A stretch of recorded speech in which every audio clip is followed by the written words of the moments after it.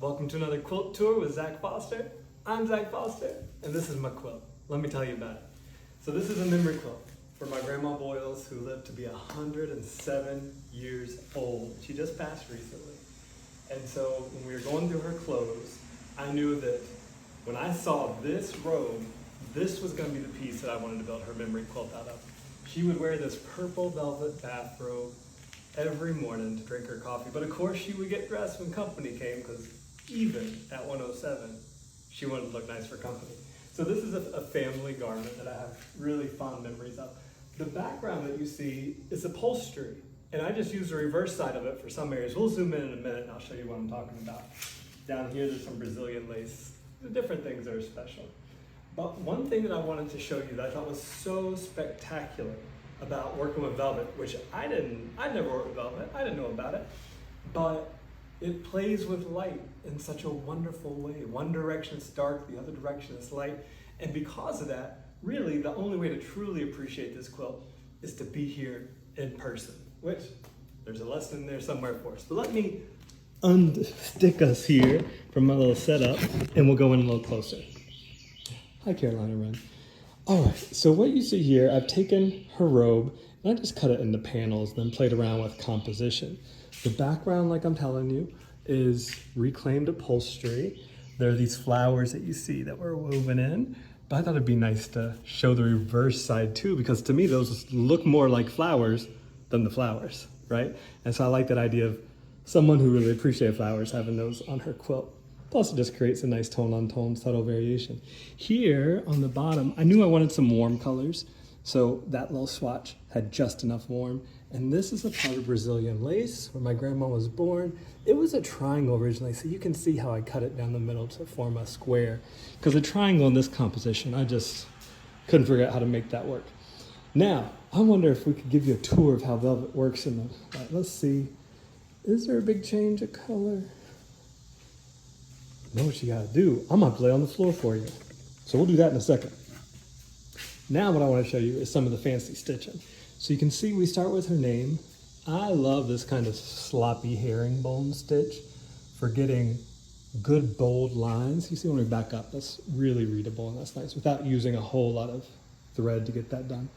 If you come up here, you see that this is one of the cords that would hold her robe together. I just stitched it down. I'll come back to these buttons. I got these from her kit.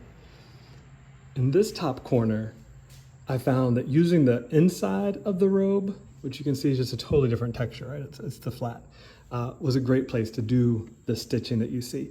So this is recounting the memory of the last time we heard Grandma laugh.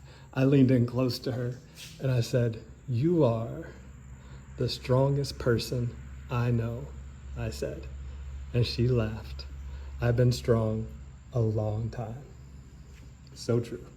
Last time I can remember hearing her laugh. Then at the bottom is kind of like the story of the making of the quilt. You see her dates here, 1916 to 2023. But then inside of that kind of 9 patch of sorts, you see this was Grandma's bathrobe. I made it into a quilt sitting on my mama's screened-in porch in North Carolina, listening to Carolina Wrens in the morning and katydids by night. Signed to XOZ.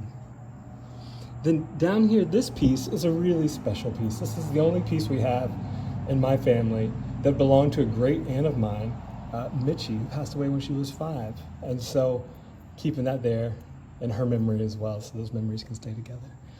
This ribbon I found in my grandma's mother's family Bible. And what I love about it is, where'd it go? Right here. She tied a knot into it.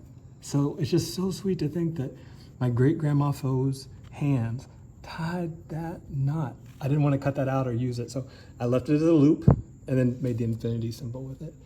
Now, one other thing I want to show you. You can see I've done a lot of fringe and kind of exposed knots that my friend Heidi likes to do so much and Amanda Nadig does so much. Over here, I thought, wouldn't it be fun if I had a big shaggy portion of a bunch of long knots?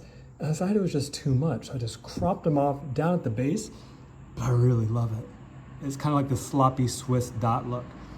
But then I wanted some balance on the other side of my grandma's name. So I came over here and I was gonna do the same thing, but didn't want to waste all the thread on the on the fringe, you know, by making it really long and then cutting it off. So I made these little loops that I was gonna go back and cut in half, but they're so cute. I'm just gonna leave them. And I don't even know, like I feel like I invented this stitch, but I probably didn't. But in my mind, I'm calling it the poodle stitch because it reminds me of poodle fur. Okay, I'm wondering if there's anything else I want to tell you about this quilt. There's just, oh, how about this, the binding, because there is no binding. I just did a blanket stitch on the outside. And what I love about this is that it is a way of finishing a quilt without concealing anything. You can still see the front and the back and the binding in different places. And especially when I think about some of my other projects dealing with Southern history and memory, I love this idea of acknowledging, can't resolve history, but looking at it, putting some kind of a cap on it, but still letting all those elements remain visible. And then, I told you I'd come back to this. So you got Mitchie's little sweater clip here that would clip around her little 5-year-old shoulders. And it just felt weird to have only one piece of metal. So that's why I put these two little purple buttons up here. Purple being my grandma's favorite color. But you know what's funny is she had all of these little envelopes full of, you know, extra buttons. So if one fell off, she could sew it back on. That never got used. So here they are. Here they are. So anyway, that's what I've been doing. You may remember this picture.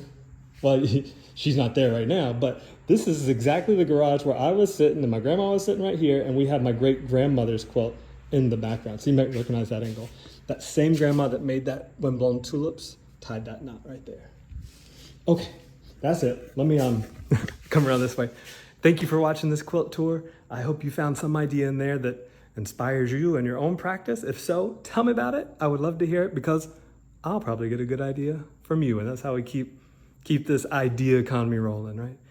Okay, I'm out of here. Take care. Bye. Oops, I forgot to mention one thing. I want to show you how light plays with this. So what I want you to notice is, you see these half teardrop shapes? These were the linings of my grandma's pockets on this robe. So I cut them out and appliqued them here. And they also provided the inspiration for these other half teardrop shapes that you see throughout. Now, keep your eye here because I want you to see how the nap of the velvet, the direction of the velvet, affects how it plays with light. So I'm gonna walk around, and what was once dark magically becomes light. I mean, this blows my mind, folks. Absolutely blows my mind.